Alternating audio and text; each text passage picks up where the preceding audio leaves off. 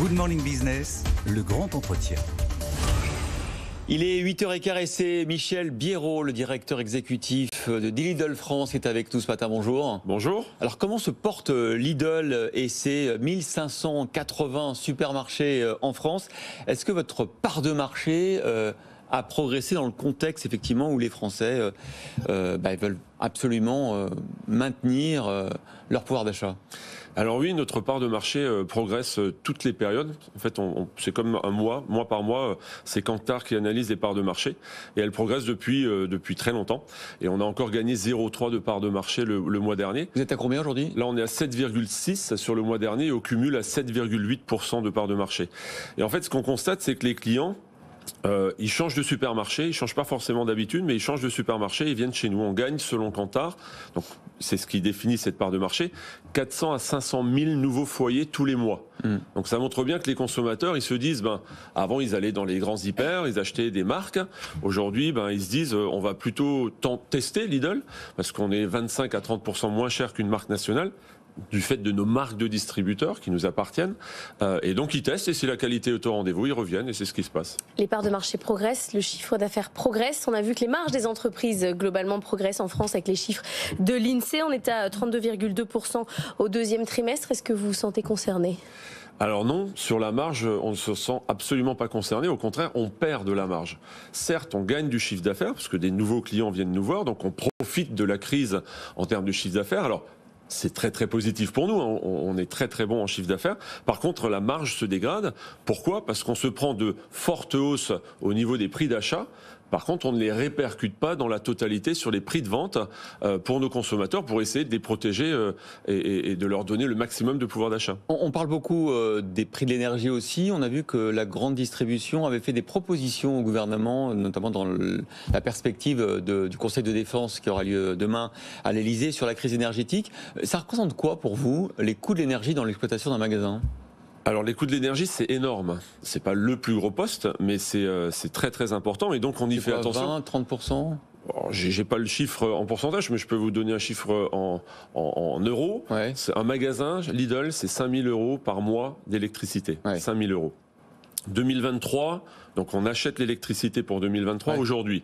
On va être certainement à 15 000. Vous allez passer de 5 000 à 15 000 euros. On va multiplier. Alors, peut-être pas tout à fait, si mes collègues négocient bien, on sera peut-être pas tout à fait x3, mais pas loin. On sait que vous avez des capacités de négociation importantes, peut-être y compris pour l'électricité. Vous pouvez donner des idées au gouvernement, comment on peut négocier en Europe les prix des différentes énergies. Mais est-ce que vous négociez des volumes inférieurs à aujourd'hui parce que vous prévoyez des économies d'énergie substantielles? Vous restez à consommation courante. Exactement, à consommation ISO. Par contre, ce qu'on fait, et ce qu'on fait depuis des années, c'est de faire des économies sur les dépenses énergétiques. C'est-à-dire, on a mis des portes sur tous les meubles frais depuis des années. On a été à la première enseigne à le faire. On a par exemple 100% des 1580 magasins en LED. Tout est passé en LED. On a des panneaux solaires sur les toits ? On a 300 000 m² de panneaux solaires. Dans 10 mois, on en aura 500 000 m². Les candélabres sur les parkings vont passer en solaire, etc., etc. Donc, bien évidemment, c'est essentiel. Et après, vous l'avez dit, on a signé avec Périfem une charte où on s'engage dès la rentrée à éteindre toutes les enseignes lumineuses la nuit. Le matin, les salariés arrivent pour mettre en rayon, ils ont un néon sur 3. À l'ouverture du magasin, ça s'allume, etc. Et dans le pire des cas, si on doit tous faire un effort collectif, peut-être qu'à un moment donné, il faudra réduire les horaires d'ouverture, ouvrir plus tard le matin et fermer plus tôt le soir. Vous seriez prêt à ça ? Bien sûr, on en a discuté. Alors, c'est après une concertation qu'il faudra le faire, mais si on doit en arriver là, bien évidemment. Ça ressemble à des restrictions, ça, d'ouvrir le magasin plus tard et de le fermer plus tôt. C'est une vraie révolution pour la grande distribution, où depuis des années, vous n'avez cessé d'augmenter, d'étendre les horaires d'ouverture. C'est vrai. Sauf pour le Covid, on l'a déjà fait. On a déjà fermé plus tôt le soir. On a déjà essayé de s'arranger sur les horaires. Mais s'il faut le faire et que c'est un mouvement collectif, bien sûr qu'on sera présent. Mais jusqu'à quel point l'économie d'énergie atteint la satisfaction client et le fait que le magasin, ça soit sympa d'y aller? Parce qu'à un moment donné, s'il y a un néon sur 3 et qu'il y fait complètement froid, est-ce que vous croyez pas? Non, mais est-ce qu'à un moment donné, ça va pas quand même atteindre l'envie? Si, alors on ne sera pas à un néon sur 3, ça c'est au moment des mises en rayon ou des inventaires qu'on fait le soir, mais on ne parle pas d'un néon sur 3. On va voir. On a beaucoup d'autres solutions pour économiser de l'énergie. On va pas tout de suite mettre le magasin dans le noir pour que les clients s'y retrouvent plus. Mais oui, il faut, je pense, faire un effort. Et comme dans beaucoup d'autres domaines, je pense, Madame la Première ministre a été très claire. Moi, je pense que oui, d'ici fin d'année, ça va être compliqué. Alors nous, ça va, mais des petites PME qui se voient multiplier leur facture d'énergie x3, je ne sais pas comment elles vont faire. Alors, on parle donc du pouvoir d'achat, des prix. Vous parliez des marges. Vous disiez, moi, je me sens pas concerné par la hausse des marges des entreprises parce que moi, j'ai plutôt fait des efforts sur mes marges. Donc, ça veut dire quoi? C'est les industriels qui, selon vous, dans la chaîne de valeur, se servent largement? Je pense que certains en ont profité, oui, c'est sans aucun doute, mais comme certains distributeurs ont certainement profité. Mais aujourd'hui, moi, ce que je réclame depuis des années, et aujourd'hui encore plus que hier, c'est la transparence. On voit des entreprises, on voit des multinationales qui augmentent leurs marges. Nous, on essaye de faire le maximum, parce que d'un côté, on doit répercuter. La transparence, c'est quoi votre marge, par exemple ? Mais alors la marge, moi je ne vais pas vous la donner sur ce plateau, mais mes fournisseurs, la totalité de mes fournisseurs connaissent ma marge. Ils me vendent un prix à leur prix de vente et à mon prix d'achat, et ils connaissent mon prix de vente, il est public. Alors vous savez quoi, Michel Biraud? Parce que là, on parle de chaîne de valeur, on se demande effectivement qui s'en met plein les poches ou pas. Voilà.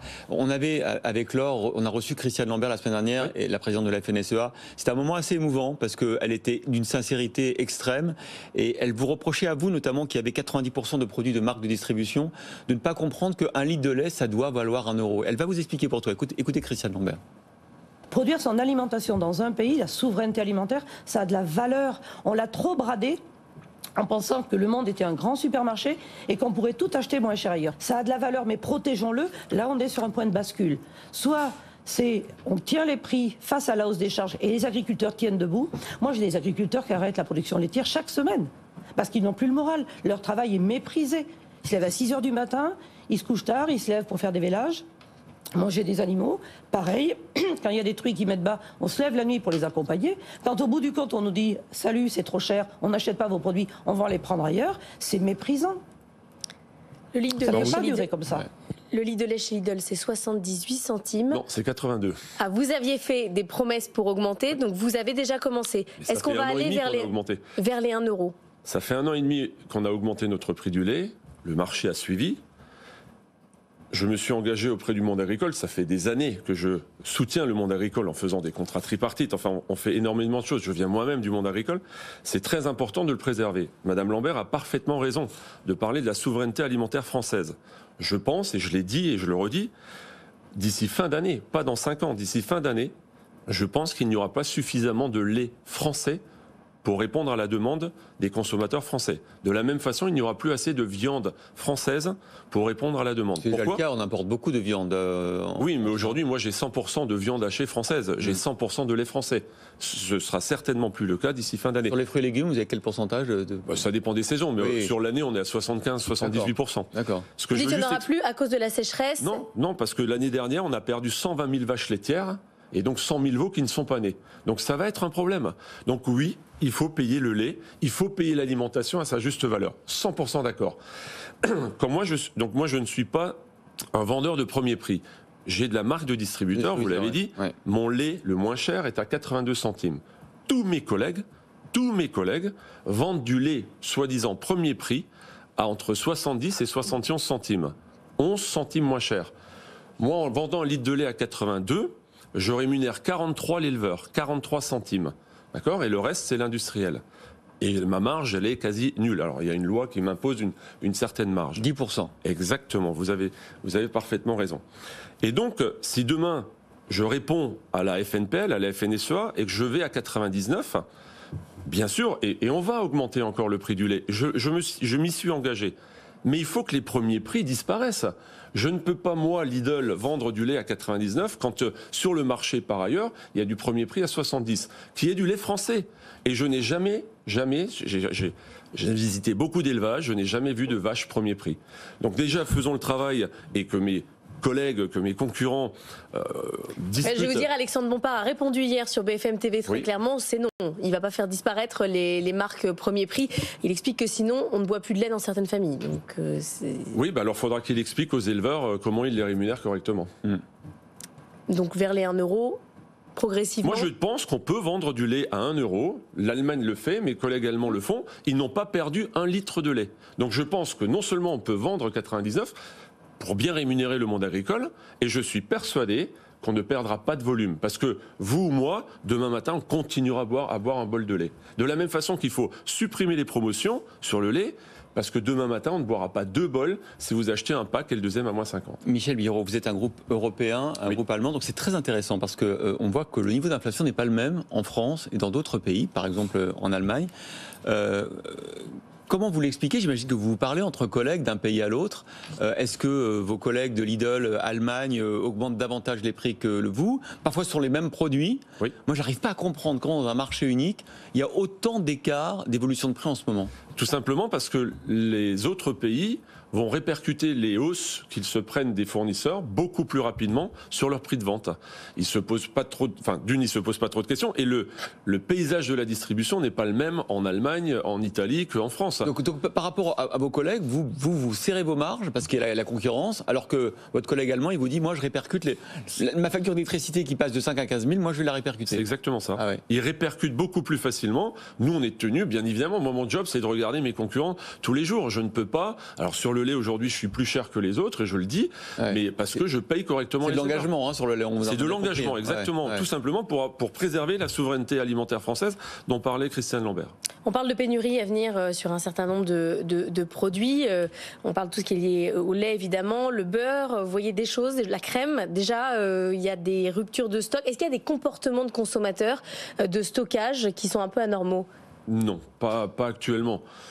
Moi, je ne parlerai pas de pénurie. Il y a, oui, des ruptures dans nos magasins. Elessa l'a dit, le taux de rupture augmente par rapport aux années précédentes, mais c'est plus des problèmes d'approvisionnement. Le plus gros défi aujourd'hui pour une enseigne, c'est la logistique. Après, le beurre, ceux qui en ont pas, en général, c'est ceux qui payent pas. Donc, si vous voulez du beurre, il faut le payer aujourd'hui. Le beurre explose, donc il faut se mettre autour de la table. Toutes les semaines, on discute. On négocie pas le 1er mars. Chez Lidl, on négocie tous les jours. Vous avez un discours d'engagement, en partie de souveraineté sur l'agriculture. Pourtant, Lidl n'est pas forcément connu pour ça. Par exemple, il y a eu cette polémique sur les Thermomix, entre guillemets. Monsieur Cuisine. Monsieur Cuisine, Lidl, fabriqué en Chine, notamment. Oui. Quand le Thermomix est fabriqué en France. Vous avez quand même beaucoup poussé la vente de ce type de produits. Vous n'êtes pas les seuls. Franchement, toute la grande distribution avait ça. Est-ce qu'il faut arrêter? Est-ce que c'est quelque chose que vous allez moins faire, que vous ne referiez pas? Voilà, est-ce qu'il y a cet engagement que vous avez sur l'agriculture, vous l'avez aussi sur l'industrie? Déjà, si demain il y a un industriel qui me propose des Monsieur Cuisine, ou plutôt des robots multifonctions, je l'attends et qui m'appelle et on prend rendez-vous. J'ai aucun problème. J'en connais pas. Au prix entre guillemets Lidl. On discutera du prix après. Je parle même pas du prix. Déjà qu'on me propose de le fabriquer en France. Il n'y a pas de fournisseur. J'en connais pas. Donc oui, tous les produits. Mais sincèrement, de vendre un Monsieur Cuisine et de l'acheter en Chine, je pense pas que ça affecte le monde agricole français aujourd'hui. Non, je parlais pas de l'agriculture, je parlais de l'industrie. On s'est désindustrialisé et comme maintenant aujourd'hui la priorité c'est la réindustrialisation. Mais on est d'accord. On l'a vu pendant le Covid. Je pense que on a un problème. Il faut réindustrialiser la France. Mais moi je suis prêt. Donc j'attends s'il y a des industriels qui veulent avancer, on est à l'écoute. Merci beaucoup Michel Biérot, directeur exécutif achat et marketing de Lidl en France. Vous pouvez retrouver bien sûr cette interview en replay et en podcast.